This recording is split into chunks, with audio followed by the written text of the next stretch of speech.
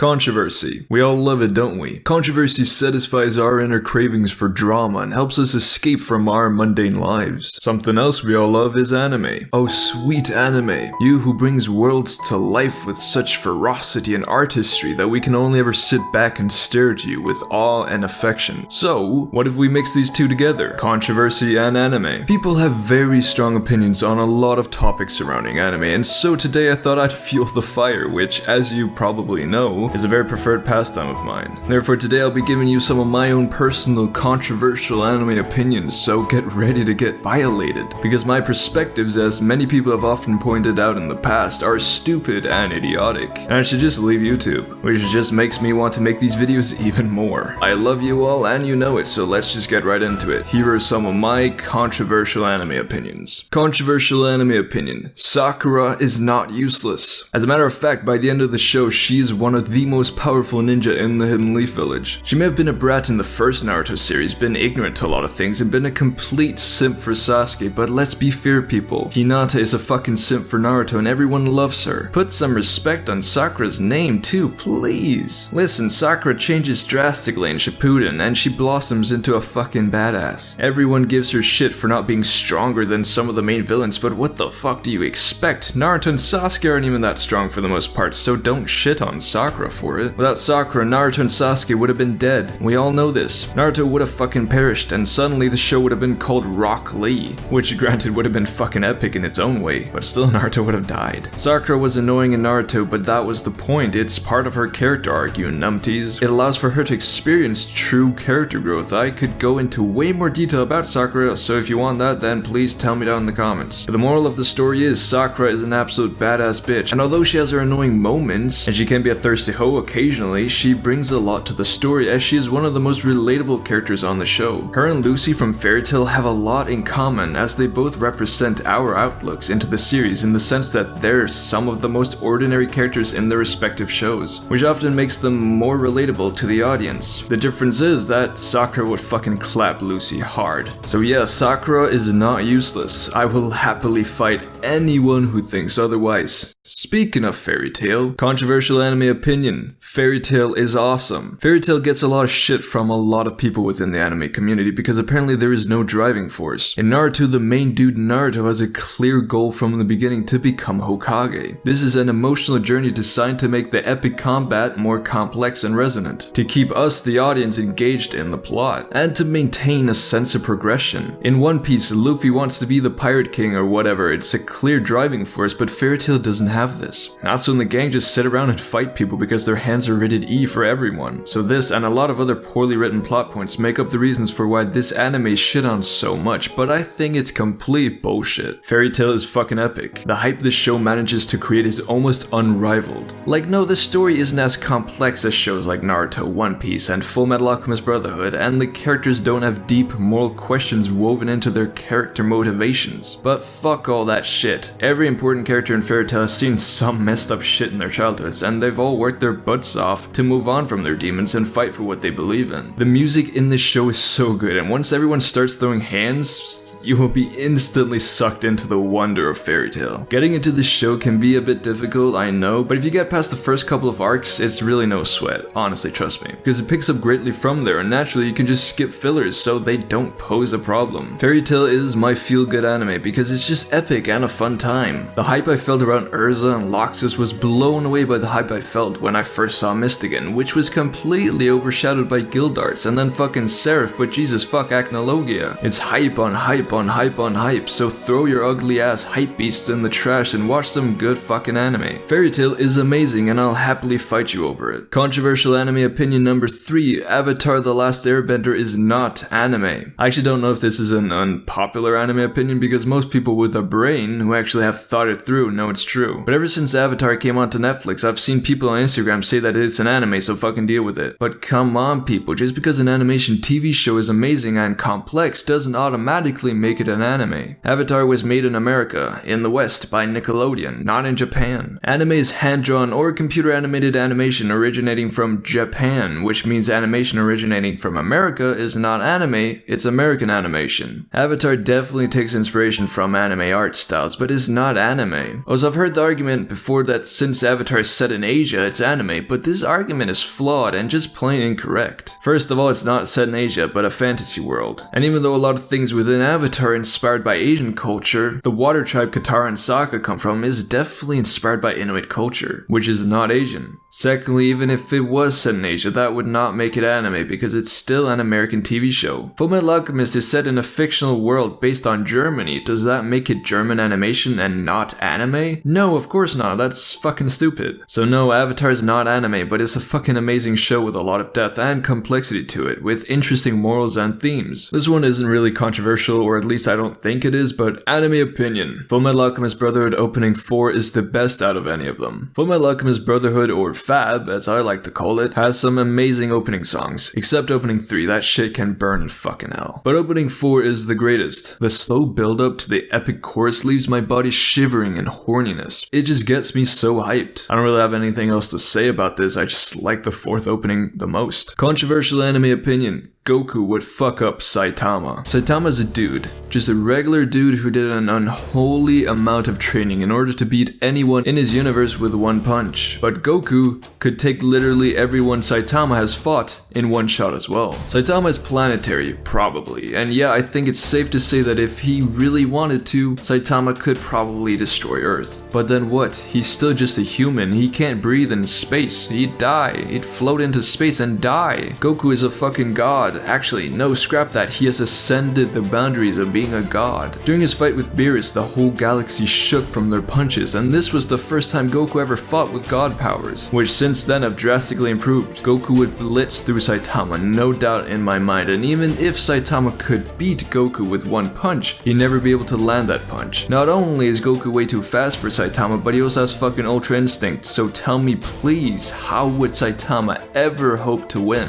Goku would make him his bitch.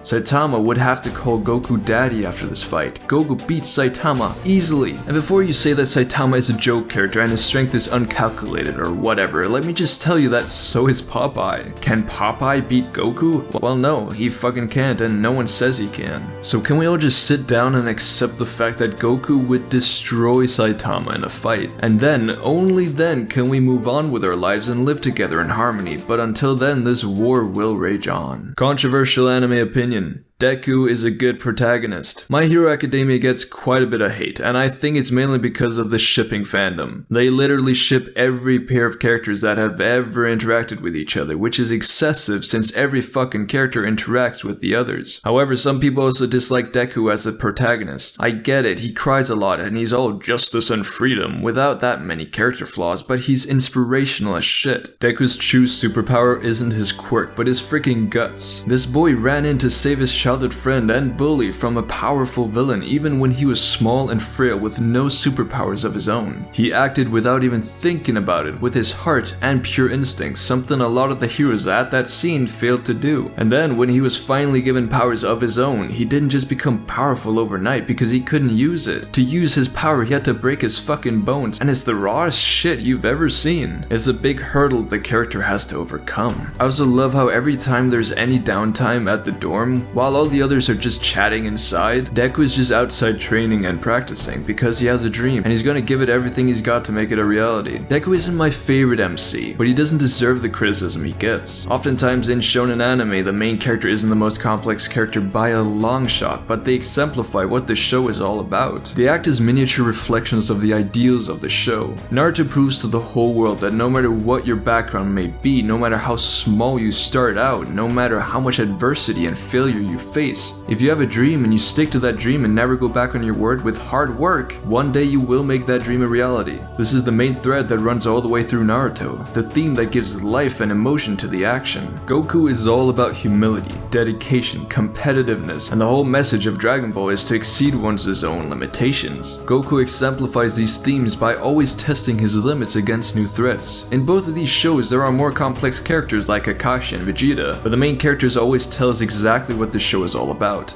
Same goes for Deku. You don't need to be special to be a hero, all it takes is courage, hard work, and the heart of a fucking lion. Deku is an inspiration and I hope he achieves his dreams and ends up with Uraraka because they are adorable. Yes, I am a shipper too. Anime opinion. Naruto is the best anime ever. This is of course very subjective and I acknowledge that we all love different shows for different reasons. Naruto was just the show that I personally grew up with and I therefore associate it with a lot of nostalgia and personal development. Some of the most important life lessons I've ever learned have come from Naruto. I've always valued hard work and passion more than talent, because most of my life I haven't had much talent for shit. I used to sit behind the goal during football games crying. I was never chosen first for the teams, but I practiced in my yard every day following the words Naruto had spoken so many times. Eventually, 10 years later, I received the best player award at my football club. I'd achieved something I'd worked so hard to gain. Major flex to win an under 16 best players award, I know, but that shit taught me the value of hard work. One of my favorite quotes of all time is that hard work will always beat out talent if talent doesn't work hard. Naruto has such a special place in my heart because even though it's epic and amazingly written, I relate to so much of the story and to so many of the characters. For someone else, their life has likely been different and they therefore might relate to different shows. They might see themselves in the characters of One Piece or Bleach or Dragon Ball, and for this reason they may have a special connection towards those shows. I could sit here and make a detailed analysis of why I think Naruto is so great and why its flaws are completely irrelevant to the overall story, but first of all, that would take too much time, and second of all, I don't want to.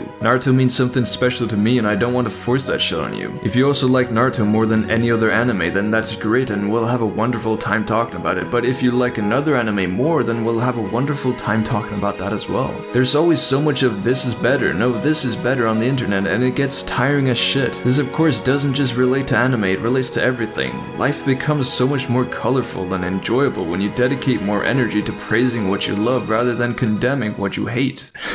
I went completely off topic here. I was actually meant to talk about why I think Naruto is great, but I completely disbanded the thought once I began writing this paragraph. Well, my random tangents and opinions on certain matters are what you guys signed up for, so you can't complain. At the end of the day, all anime have something to offer and we can each find something different to appreciate about different shows. So let's celebrate this. Let's celebrate all the fantastic anime out there and the reasons as to why we like them. I mean, if you clicked on this video, then I'm assuming that you probably enjoy anime, and if you enjoy anime, then you already know that Naruto is the best. I don't care what you think. Anyways, those were some of my own controversial anime opinions, and just anime opinions in general. Remember that at the end of the day, these are just my opinions, not facts. If you have unique perspectives on anime or just want to share your thoughts regarding opinions that you disagree or agree with, then feel free to do so down in the comments. I'm so sorry this video's taken a while to come out. I've just had a lot of things to deal with at the moment. It's been hard to record, and yeah, we're moving soon, so videos might be a bit uncommon or infrequent for just a little bit, but yeah, I know you guys will support me because you love me or hate me, but either way, I love you guys. Anyways, join my Discord for insightful discussions. The link will be down in the comments. Anyways, like and subscribe for more content. I hope you have a wonderful day. Stay safe and peace out.